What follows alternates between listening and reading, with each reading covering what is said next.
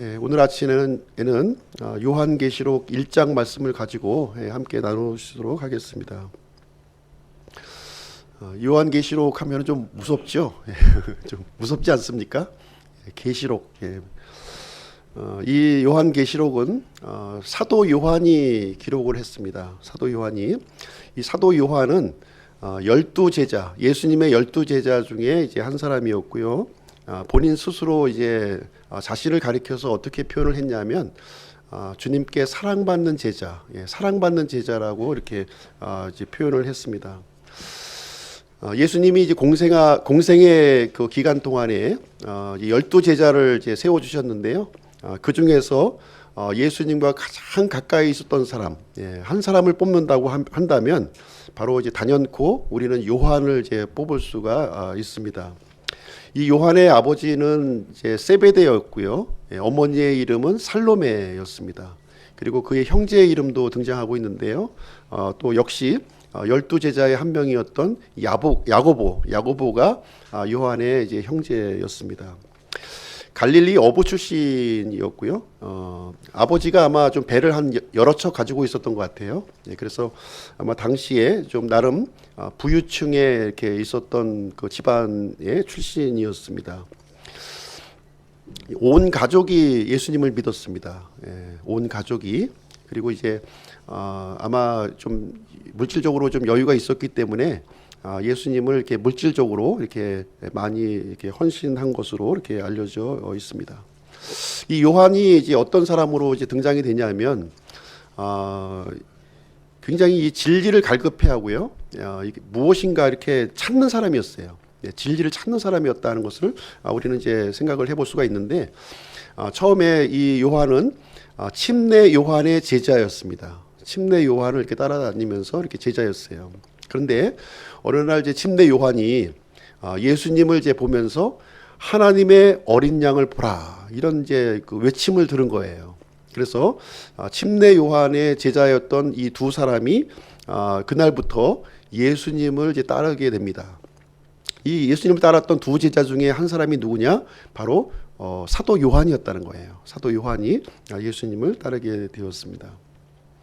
그래서 요한은 이 예수님의 예수님과 함께 이렇게 3년 반 동안 이렇게 함께 이렇게 붙어 다니게 되었습니다.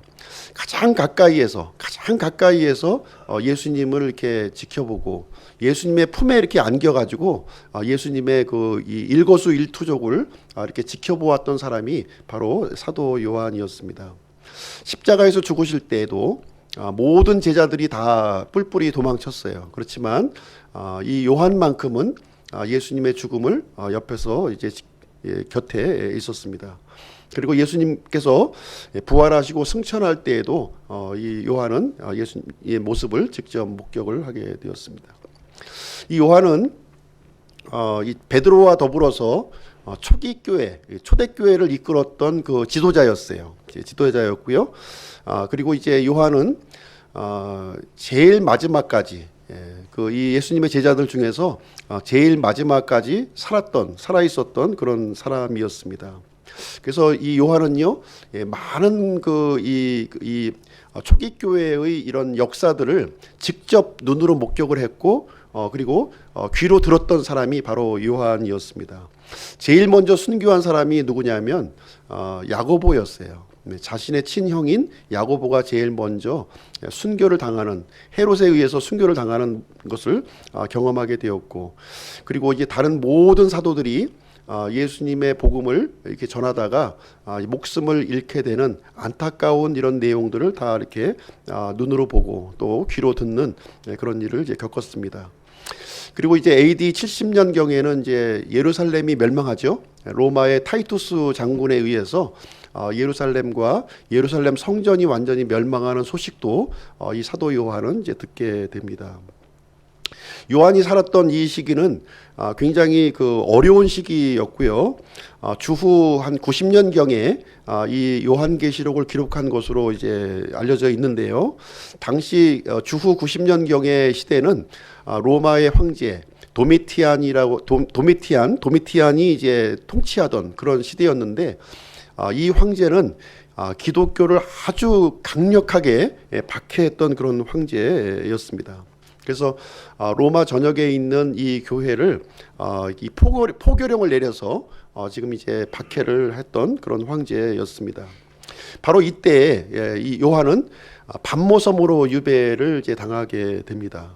이 반모섬이 어디 있냐면 이제 지금 오늘 이제 그 요한계시록 2장을 보시게 되면 지금 이제 7교회 이름이 쭉 나열되죠. 7교회.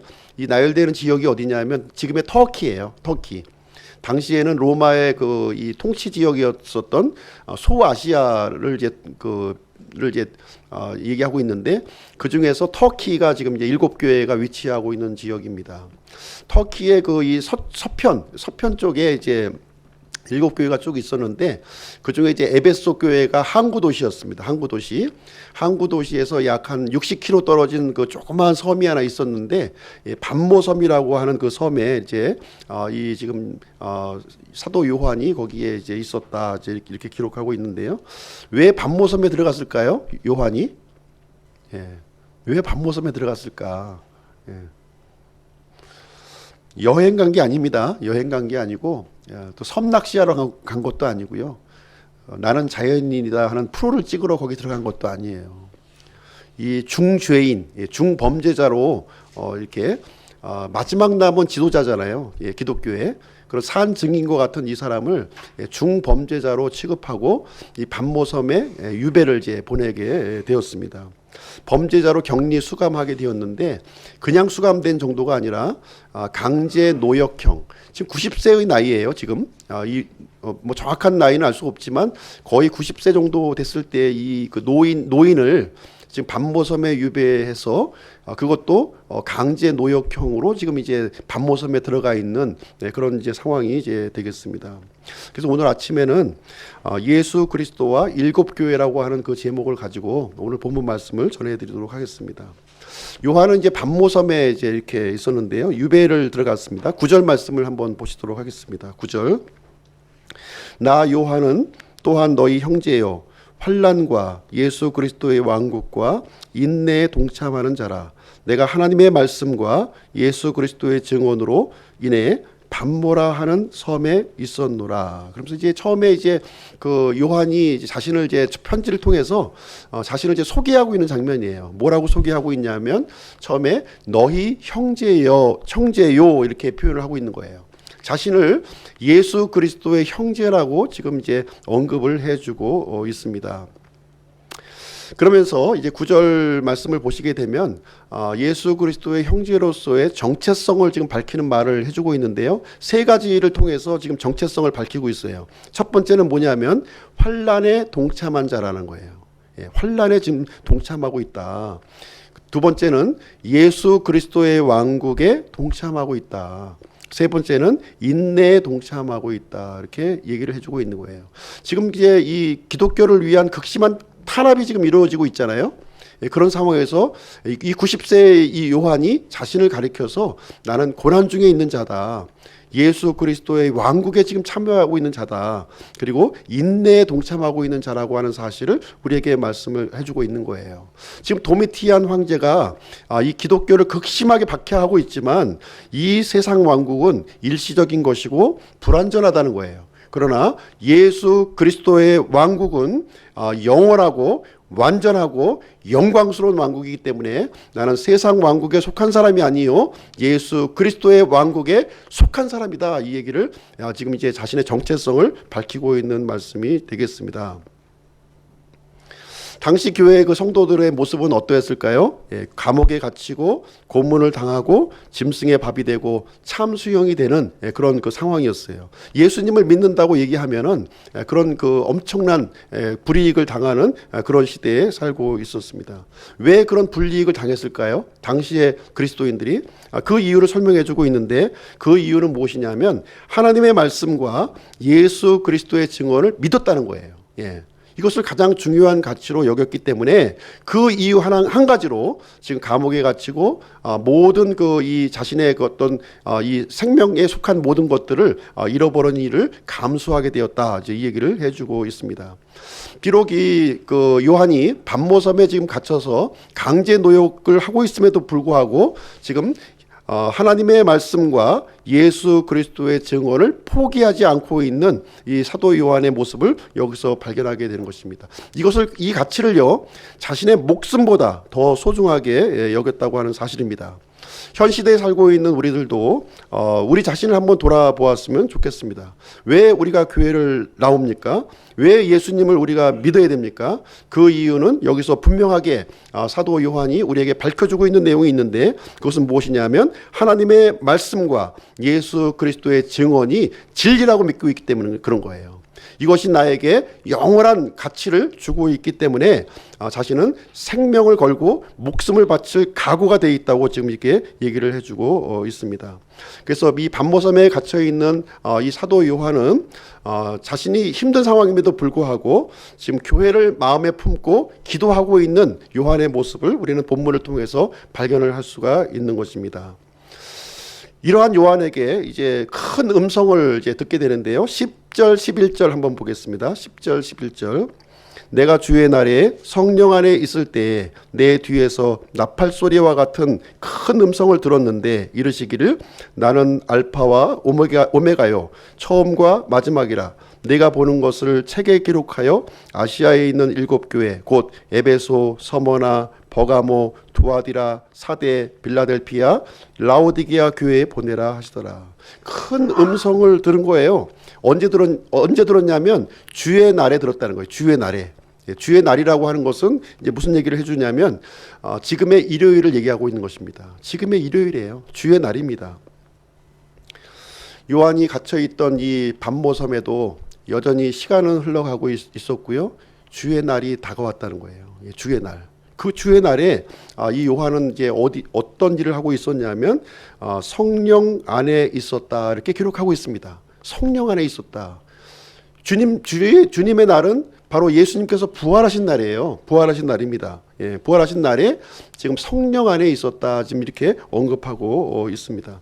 안식일이 주일이 된 것이 아니에요. 안식일이. 예, 초기교회 성도들은 예수님이 부활하신 이 주일날 모임을 가졌습니다. 모임을 가져서 예배를 드리고 찬송을 하고 기도를 했던 거예요. 그 모습 그대로 이 7교회들이 지금 이 시간에 찬송을 하고 기도를 하고 하나님의 말씀을 듣고 있는 그 상황에서 동일하게 지금 요한도 이 반모섬에서 하나님을 예배하는 중에 있었다 하는 사실을 여기서 우리에게 알려주고 있는 내용이 이제 되겠습니다. 요한은요 지금 이제 주의 날에 성령님 안에서 하나님의 말씀과 기도로 충만해 있는 거예요. 다시 말하자면 성령님의 지배 속에 지금 이제 들어가 있는 요한의 모습을 우리는 이제 발견하게 됩니다. 이때 이제 어떤 일이 일어났냐면 음성을 들은 거예요. 큰 음성을, 나팔 소리 같은 큰 음성을 이제 들었는데, 이 섬이다 보니까 지금 이제 파도 소리가 지금 칠 거 아닙니까? 철썩철썩 하면서 칠 텐데, 분명히 파도 소리는 아니에요. 파도 소리는 아닌데, 이 파도 소리보다 더 큰 나팔 소리와 같은 음성을 들었다. 이렇게 기록을 하고 있습니다. 어떤 음성이었냐면, 나는 알파와 오메가요, 처음과 마지막이라. 그래서, 요한은 아마 이 말을 듣고서 아마 눈이 번쩍 뜨였을 거예요. 주님이시구나 하는 사실을 이제 알게 되었을 것입니다. 그 음성의 내용은 어떤 내용이었냐면 7교회에 편지하라는 그 음성을 이제 여기서 듣게 됩니다. 그래서 7교회가 쭉 나열이 되죠. 7교회가 쭉 나열이 되면서 얘기를 해주고 있는데, 사도 요한에게 예수 그리스도께서 이제 편지를 기록하라고 하는 그 음성을 여기서 이제 듣게 됩니다.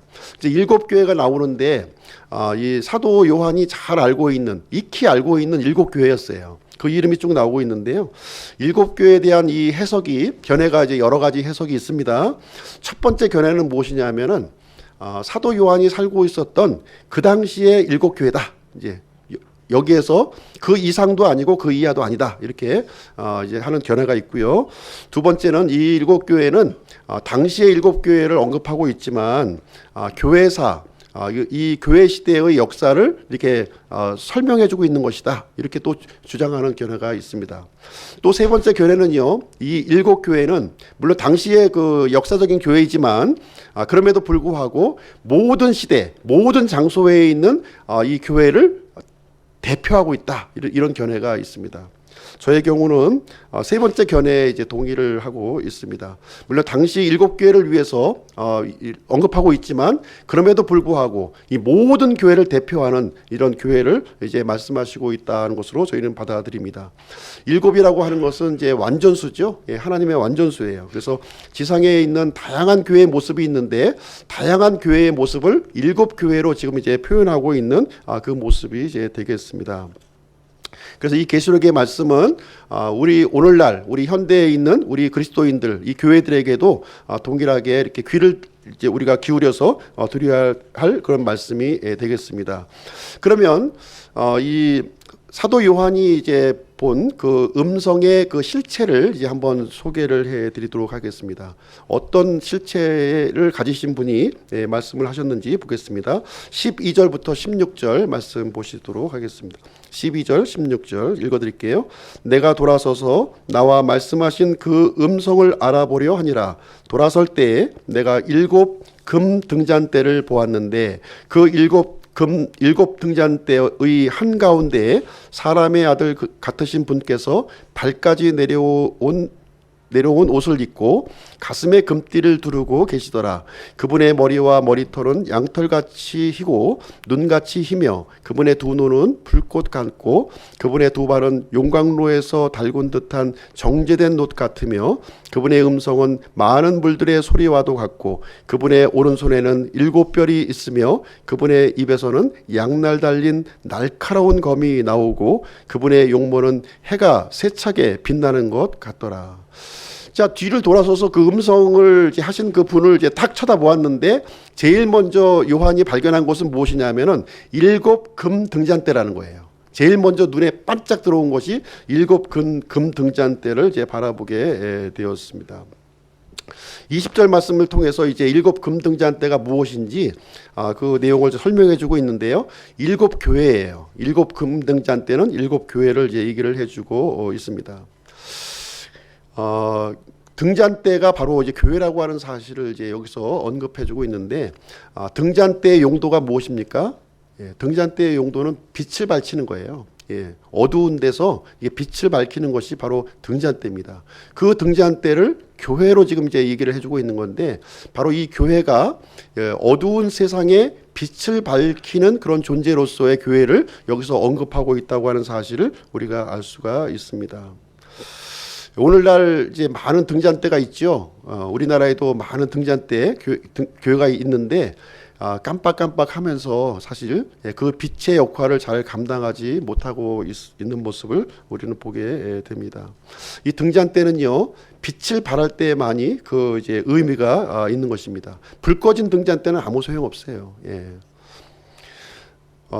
또 주님께서는 우리 구원받은 사람들을 우리 뭐라고 부르십니까? 우리를 세상의 소금과 빛으로 우리를 불러주시고 있어요. 우리가 구원을 받았고 성도라고 부르심을 받았음에도 불구하고 이 세상에 빛과 소금의 역할을 하고 있지 못하다면 아무 쓸데없다고 하는 사실을 말씀해 주고 있습니다.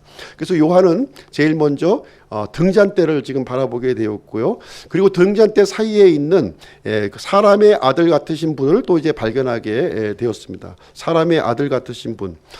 분명히 이제 이분이 예수 그리스도인 것은 분명한데 예수 그리스도인 건 분명하죠. 분명한데 예수님이 아니신 거예요. 그 모습이. 요한의 눈에 들어온 그 모습은 절대로 예수님의 모습이 아니었다는 거예요.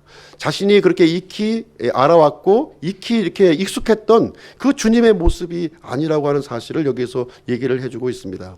이 사람의 아들이라고 하는 이 호칭은 예수님의 호칭이에요. 분명히 예수님의 호칭임에도 불구하고 예수님의 모습하고는 전혀 다른 이 아주 그 생소한 모습을 이 사도 요한이 이제 이 목격을 하게 되는데요. 이 모습을 한번 좀 같이 한번 살펴보도록 하겠습니다. 도대체 어떤 모습을 하고 있는지 한번 이 사도 요한에게 나타난 예수님의 모습을 함께 살펴보는 그런 시간을 갖도록 하겠습니다. 이 예수님의 모습이 너무나 영광스러워서 도저히 가까이 할 수 없는, 이 사도 요한이 뒤를 돌아서 보았는데 도저히 이 얼굴을 들고서 이렇게 볼 수 없는, 이게 웅크리고 볼 수밖에 없는 예수님의 모습인 것을 이제 보게 됩니다. 첫 번째 모습을 한번 보겠습니다. 13절 말씀에 이제 언급이 되어 있는데요. 13절 말씀 보시겠습니다.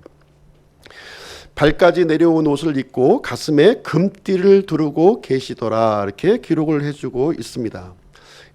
이 발까지 내려온 긴 옷을, 이렇게 땅에 끌리는 그런 옷을 입은 거예요. 지금 땅에 끌리는 옷을 입었고 가슴에는 금띠, 번쩍번쩍 빛나는 금띠를 이제 입었는데, 과연 이 복장이 무엇인가 이렇게 성경에서 살펴보시게 되면 구약 성경에서 기름 부음 받은 사람들이 이런 옷을 입었던 거예요.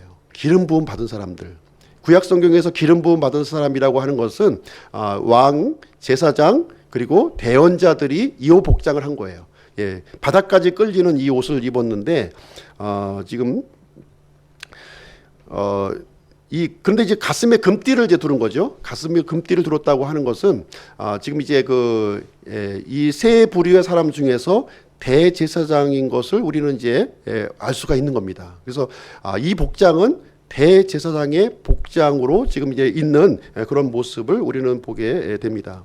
그래서 예수님은 이 7교회 가운데서 이렇게 머물러 있었는데요. 어떤 모습을 하고 있었냐면 대제사장의 모습을 지금 하고서 지금 이제 함께 하고 있는 모습을 요한은 이제 목격을 하게 된 것입니다.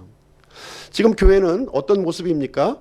강력한 박해를 받고 있는 거예요. 지금 풍전등화 같은 위기 속에 있었는데, 근데 그 교회와 함께 누가 함께 있어요?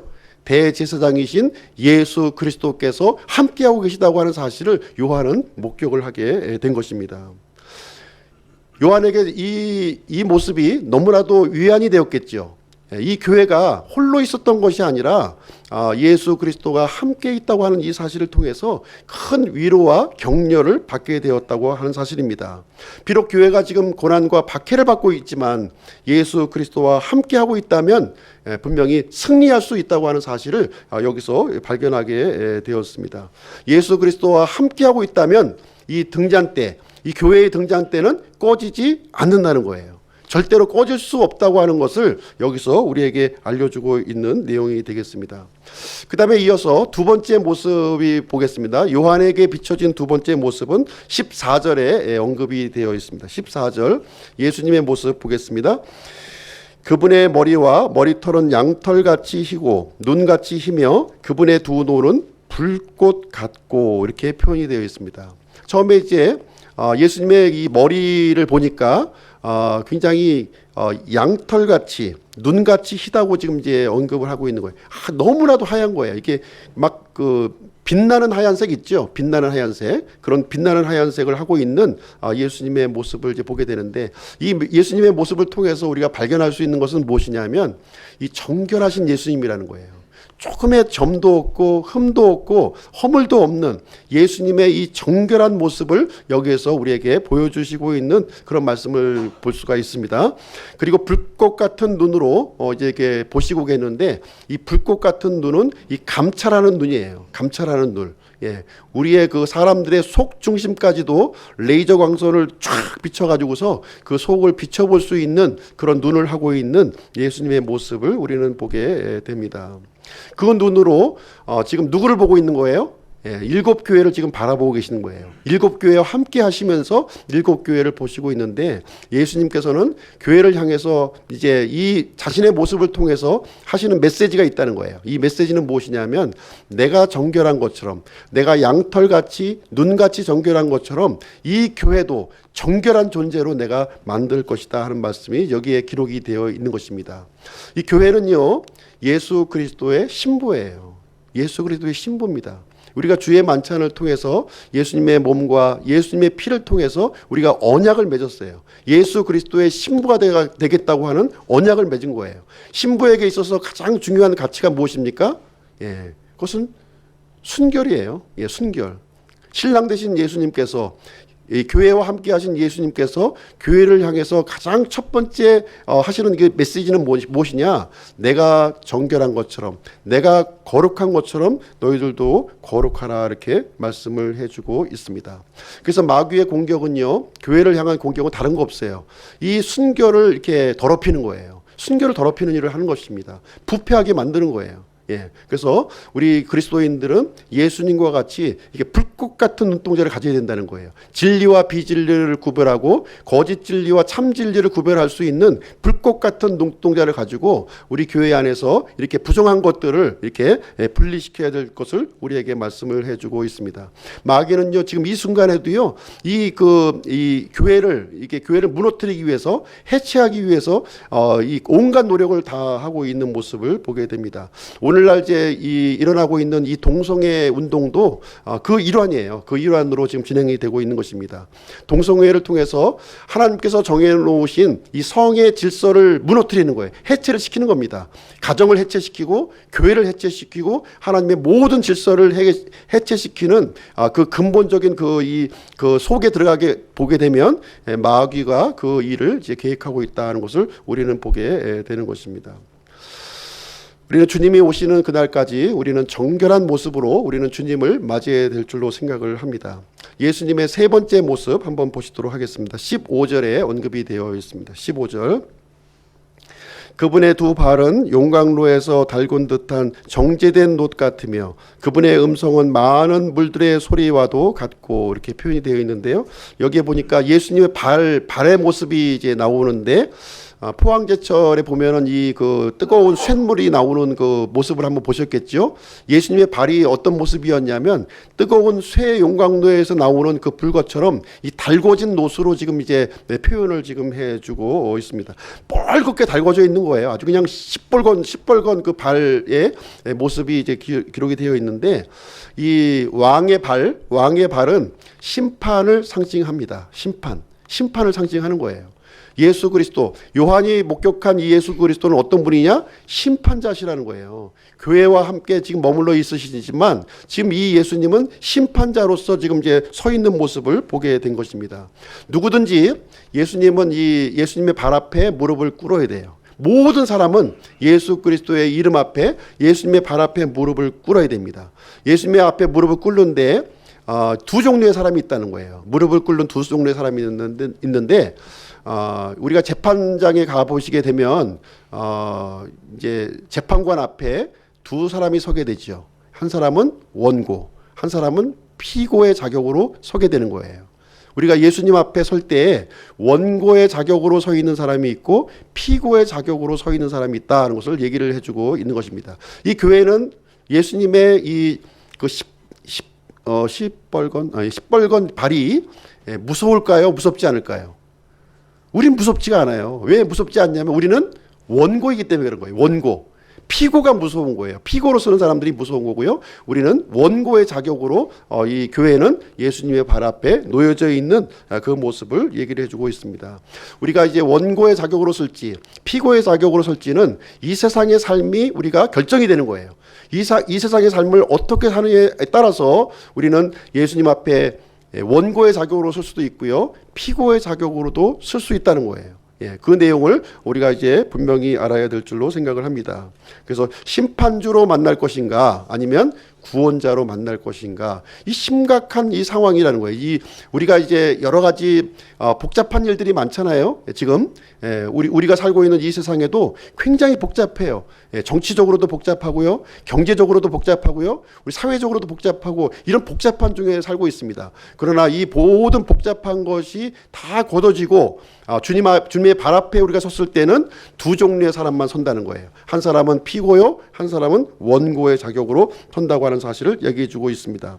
그 다음에 예수님의 음성을 이제 들었는데 그 음성의 소리가 어떠했냐면 많은 물들의 소리로 지금 언급을 하고 있습니다. 많은 물들의 소리. 이 반보섬은 저도 그 섬에 제주도 한번 가봤는데요. 이 해안가에 가보면은 이 파도 소리가 계속 밀어치는 거예요. 파도가 끊임없이 밀어칩니다. 이게 그 끊임없는 그 파도 소리와 같은 그 음성을 지금 이제 요한은 듣게 된 모습을 보게 됩니다. 마치 그 소리는 천둥 소리와도 같고 폭포 소리와도 같은 그 주님의 큰 음성을 이제 듣게 됩니다. 예수님께서는요, 큰 음성으로 지금 이 시간에도 교회 안에 이렇게 있으시면서 큰 음성으로 지금 이 말씀하시는 분이시라는 것을 여기서 얘기해 주고 있는 거예요. 예수님은 이렇게 가만히 계신 것이 아니라 말씀하시는 분이라는 거예요. 메시지를 교회에게 전달하시는 분으로서 여기서 우리에게 말씀을 해주고 있습니다. 그래서 교회는 누구의 말을 들어야 됩니까? 사람의 말을 들어야 돼요. 뉴스를 들어야 됩니까? 교회가 귀를 열고 들어야 될 분의 말씀은 바로 예수 그리스도의 말씀이라는 거예요. 그 말씀을 소홀히 여기서는 안 되는 것이고요. 그 말씀을 무겁게 내 마음속에 무겁게 받아들여야 될 것을 여기에서 말씀을 해주고 있습니다. 지금 이 시대에도 예수님은 큰 소리로 큰 음성으로 누구든지 들을 수 있는 음성으로 지금도 우리에게 우리의 귀를 울리고 있는 거예요. 우리는 그 귀에 우리의 귀를 열고 그 음성에 이제 받아들여야 된다고 하는 사실을 말씀을 해주고 있습니다. 그래서 이 등잔 때는 이렇게 기름이 있어요. 기름이 있고 그 심지를 이렇게 들이워 가지고서 불을 밝히는 거예요. 밝히는 겁니다. 그래서 우리가 이 말씀의 심지에 말씀의 기름에 우리의 믿음의 심지를 이렇게 집어넣어서 우리가 불을 밝힐 수가 있는 것입니다. 그래서 우리가 말씀에 우리가 기초하지 않으면 우리는 빛을 밝힐 수가 없어요. 그냥 그 이 심지는요, 기름이 없는 심지는 그냥 타버리고 없어져 버려요. 타버리고 없어집니다. 그러나 기름이, 말씀의 기름이 계속해서 공급이 되면 그 믿음은 이렇게 활활 불타오른다는 거예요. 활활 불타오른다는 것을 말씀을 해주고 있습니다. 불행하게도 현대교회는 주님의 말씀에 귀를 기울이지 않고 있다는 거예요. 그래서 무력한 교회의 모습, 세상 사람들에게 지탄받고 뭐 오늘 아침에 뭐 뉴스도 보니까 어떤 장로가 이 성도를 여성도겠죠. 여성도를 이렇게 이게 성추행을 했다는 그 뉴스가 이렇게 나오고 있는데, 아니 이런 뉴스가 나오면 되겠습니까? 이런 뉴스가 나오면 되겠어요? 이게 지탄받는 이 부패하고 무력하고 어떤 세상에 영향력을 주는 것이 아니라 오히려 짓밟힘을 받는 그런 모습을 보여주고 있는 거예요. 그 이유는 무엇이냐면 하나님의 말씀, 이 크게 들려지는 예수님의 말씀에 귀를 기울이지 않는 이 교회의 모습을 우리에게 보여주고 있습니다. 네 번째 모습을 한번 보겠습니다. 그 다음 예수님은 어떤 모습을 하고 있나요? 16절 말씀을 한번 보시도록 하겠습니다. 16절, 그분의 오른손에는 7별이 있으며 그분의 입에서는 양날 달린 날카로운 검이 나오고 그분의 용모는 해가 세차게 빛나는 것 같더라. 이 세 가지 모습이 여기서 이제 언급이 되고 있는데요. 첫 번째는 그분의 오른손에 7별이 들려져 있다는 거예요. 7별. 7별에 대한 해석도 지금 20절에 나와 있습니다. 7별은 누구냐 하면 천사들을 얘기하고 있는, 교회에 있는 천사들. 교회에 있는 천사는 누굽니까? 목회자들을 의미하고 있는 거예요. 이 편지의 수신자, 목회자를 지금 이제 천사라고 언급하고 있는 것이고, 교회의 목회자를 지금 얘기하고 있는 건데, 예수님의 오른손에 누가 잡혀져 있어요? 교회의 목회자, 지도자들이 예수님의 손에 붙잡혀 있다고 하는 사실을 우리에게 알려주고 있는 것입니다. 참 예수님의 이 중압감 있는 모습을 우리는 이제 보게 되는 것이고요. 이 목회자들에 대한 생사여탈권을 누가 쥐고 있어요? 예수 그리스도께서 쥐고 계시다. 오른손은 권위를 상징하는 겁니다. 예수님의 권위를 가지고 이 목회자들을 쥐고 있는 그 모습을 보여주고 있습니다. 목회자는 누구를 두려워해야 되나요? 예수 그리스도를 두려워해야 되는 거예요. 세상을 두려워하거나 환경을 두려워하거나 사람을 두려워해서는 안 되는 겁니다. 자신을 붙잡고 있는 예수 그리스도를 두려워해야 될 자를 두려워해야 될 것을 우리 말씀을 해주고 있습니다. 그래서 예수님은요, 이 교회를 이끌어 가시는데 지도자를 통해서 이끌어 가신다는 거예요. 자신의 오른손에 들려져 있는 이 지도자를 통해서 이 교회를 세워 나가시고 이끌어 가고 계신다 하는 것을 얘기를 해주고 있습니다. 그러면서 그 예수님의 입에서는 양날 달린 이 날카로운 검이 지금 이제 튀어나오고 있다고 그래요. 예수님의 입에서 당시에 이 양날 달린 날카로운 검은요, 굉장히 무시무시한 공격 무기예요. 공격 무기. 로마 병정들이 사용하고 있는 공격 무기가 예수님의 입을 통해서 지금 이제 뻗쳐 나오고 있는 모습을 우리는 보게 됩니다. 예수님의 입에 나오고 있는 이 검은요, 어느 누구도 막을 수가 없다는 거예요. 어느 누구도 막을 수가 없어요. 당시에 도미티안이라고 하는 아주 악독한 황제가 로마를 통치하고 있었지만 예수 그리스도의 이 날카로운 검으로 이제 사정없이 그 제국을 이제 유린해 보려게 되었습니다. 이 로마가 기독교를 계속 박해했습니다. 계속 박해하고 짐승의 밥을 만들고 감옥에 가두고 고문하고 이렇게 했지만 교회는 이렇게 수그러들었나요? 수그러들지 않았어요. 점점 더 로마 제국에 이렇게 교회가 번성하고 성장해가는 모습을 볼 수가 있습니다. 그 이유는 뭔가요? 예수님께서 교회와 함께 계시고 지도자들을 붙들고 계시고 그 날카로운 검으로 지금 대적들을 대적하고 있기 때문에 교회는 쓰러지지 아니하고 그 빛을 찬란하게 빛내고 있는 모습을 여기서 보게 됩니다. 그래서 사도행전에 보시게 되면 이 그리스도인들을 어떻게 표현하고 있냐면요, 참 우리가 갖고 있는 이 믿음하고는 비교가 안 되는 거예요. 우리의 믿음은 너무나도 그냥 이렇게 참 바람만 훅 불면은 없어져 버릴 그런 믿음을 갖고 있지만 그 당시에 이 그리스도인들은 어떤 믿음을 가지고 있냐면 사도행전 17장 6절에 이렇게 표현하고 있어요. 세상을 뒤집어 엎는 사람들이라고 그랬어요. 세상을, 당시 이 철권과 같은 이 로마 제국을 뒤집어 엎는 사람들이 있었는데 그들이 누구였냐면 그리스도인이었다는 거예요. 교회가 그 일을 감당하고 있었다고 지금 얘기를 해주고 있습니다. 그래서 복음이 전하는 곳마다 예수님의 입에서 나오는 이 칼이 함께 해주셨고요, 이 교회의 대적들을 물리쳐 주셨음을 우리는 역사를 통해서 우리는 발견을 하게 되는 것입니다. 그리고 예수님의 용모를 표현하고 있는데요, 어떻게 표현하고 있습니까?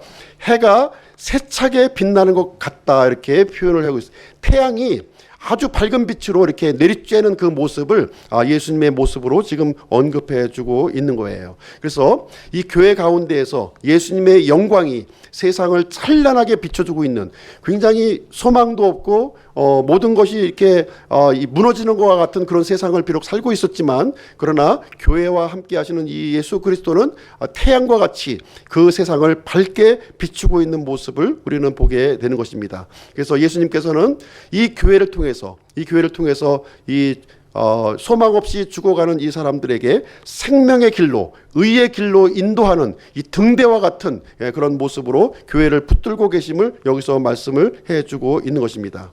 그래서 이 시대에 우리가 예수님의 빛을 우리는 못 보았습니다 얘기하는 것은 거짓말이에요. 그것은 내가 태양을 보지 못했다 하는 말하고 똑같은 말이 되는 것입니다. 그래서 예수님은요, 어느 시대이든 어느 장소이든 참된 교회를 세우시고 자신의 영광을 드러내셨다고 하는 사실을 여기서 말씀을 해주고 있습니다. 그래서 교회가 지금 이제 여러 가지 지탄을 받고 있지만 그럼에도 불구하고 교회가 이 시대의 유일한 소망이라는 거예요. 유일한 소망이기 때문에 우리가 예수 그리스도를 붙들고 믿음 생활을 해야 될 이유가 여기에 있는 것이 되겠습니다. 요한은요, 예수님의 이 모습을 본 거예요. 이 엄청난 모습을 보고 요한은 어떻게 되었을까요? 이 모습을 보고서 요한은 마치 죽은 사람처럼 쓰러졌다고 지금 기록이 되어 있는 거예요. 17절 18절 한번 보겠습니다. 17절 18절 제가 읽어드릴게요.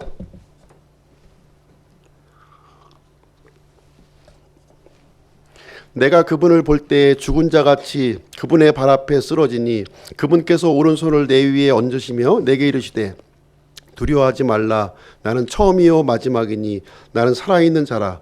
전에 죽었으나 보라 내가 영원무궁토록 살아있노라. 아멘. 또한 내가 지옥과 사망의 열쇠들을 가지고 있노라. 요한은요, 참 이게 멀쩡히 서 있는 게 이상한 거죠. 지금 이제 죽은 자 같이 이제 쓰러져 있는 요한의 모습을 우리는 보게 되었습니다.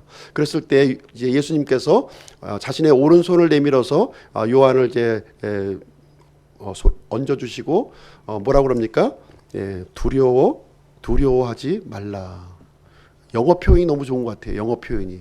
영어 성경으로 있는 분 한번 읽어보시면은 fear not 이렇게 되어 있습니다. 두려워하지 말라. 참 이 요한은 굉장히 예수님의 이 참 위험 있는 모습을 보고 깜짝 놀랐고 참 이 도저히 정신을 이제 잃어버리는 그런 상황이 이제 된 거예요. 그렇지만 예수님께서는 요한에게 위로와 격려의 음성을 해주고 있는 모습을 이제 여기서 해주게 됩니다. 두려워하지 말라는 거예요. 나는 처음과 마지막이요 살아있는 자라는 거예요. 영원히 나는 살아있는 사람이다.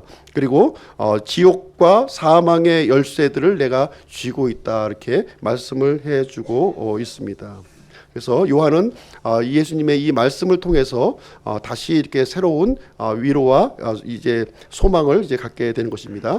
19절 20절 한번 보겠습니다. 19절 20절 같이 한번 읽어보시죠. 시작. 내가 본 것들과 지금 있는 것들과 이후에 있을 것들을 기록할지니 곧 내가 본 내 오른손에 있는 7별과 7금 등잔대의 신비라. 7별은 7교회의 천사들이요 내가 본 7 등잔대는 7교회니라. 그래서 7별과 7금 등잔대가 바로 미스테리라는 거예요. 신비라는 거예요. 왜 신비입니까? 이 등잔대와 이 7별이 무슨 신비예요?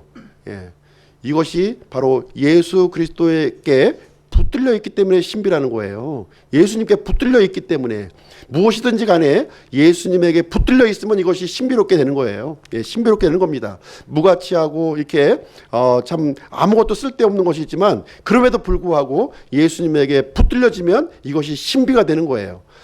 모세가 막대기를 들고 이제 양을 쳤는데 이 막대기에 하나님께서 함께 하시니까 이게 권능의 막대기로 변한 거 아닙니까? 마찬가지라는 거예요. 우리 교회에 있는 모든 사람들이 어떻게 보면 힘없고 나약하고 모든 부분에서 볼품이 없을지도 몰라요. 그렇지만 예수 그리스도께서 함께 하시면 이것이 미스테리가 된다는 거예요. 신비로운 존재가 된다고 하는 사실을 우리에게 알려주고 있습니다. 그래서 예수님께서는 이 요한에게 이제 한 가지 사명을 알려주시는 거예요. 한 가지 사명. 그 사명이 무엇이냐? 19절에 내가 본 것들과 지금 있는 것들과 이후에 있을 것들을 기록하는 거예요. 예수님께서 요한을 지금까지 살려주신 이유가 있다는 거예요.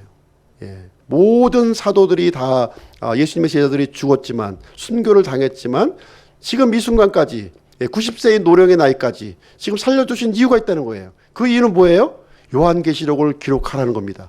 요한계시록을 기록하라는 그 사명 때문에 요한을 지금까지 살려두셨다고 하는 말씀을 이렇게 해주고 있습니다. 우리 그리스도인들을 이 땅에서 살게 해주시는 이유가 뭐예요? 잘 먹고 잘 살고 뭐 마음대로 살라고 우리를 살려주시는 겁니까? 그게 아니라는 거예요. 등잔대의 역할을 하고 예수 그리스도께서 우리에게 보여주신 그 사명을 우리가 수행할 수 있도록 하기 위해서 우리를 살려 주셨다는 거예요. 우리가 살아있는 그 이유를 분명히 알아야 된다고 하는 사실이에요. 그 사실을 우리가 잊지 않아야 될 것을 이제 말씀을 해주고 있습니다. 예수 그리스도와 함께하는 이 등잔대는 결코 소멸되지 아니하고 결코 그 빛이 꺼지지 않는다는 거예요. 그래서 이 교회는 예수 그리스도 함께하시는 예수 그리스도를 붙들기만 있으면 우리는 이제 주님께서 부여된 그 소명을 우리가 감당할 수 있음을 얘기를 해주고 있습니다. 마귀는 이 일을 굉장히 싫어하겠죠. 어떤 일이 있어도 이거를 방해하려고 애를 쓸 겁니다. 그러나 우리는 함께 하시는 예수님을 붙들고 우리는 믿음으로 우리는 승리하는 그런 삶을 살아야 될 줄로 생각을 합니다. 그래서 오늘날에도 여전히 예수 그리스도께서는 이 교회와 함께 하시며 이 교회에게 메시지를 주고 계시며 또 이 교회를 붙들고 계시고 보호하고 계시는 예수님의 모습을 얘기를 해주고 있습니다. 그래서 우리가 예수님이 눈으로 보이진 않지만 이 예수님을 교회를 향한 예수님의 모습을 우리가 바라보면서 위로와 소망을 우리가 받을 수 있다고 생각이 되어집니다. 우리 요한계시록 1장 3절 말씀 한번 읽어보도록 하겠습니다. 요한계시록 3절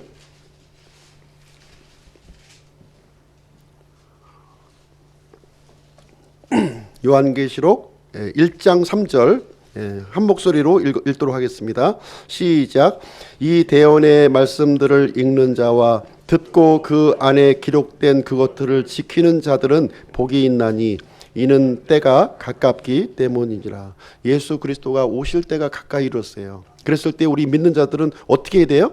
이 말씀을 읽는 자, 또 듣는 자, 그것을 지키는 자에게 복을 주신다고 주님께서는 우리에게 약속을 해주고 있습니다.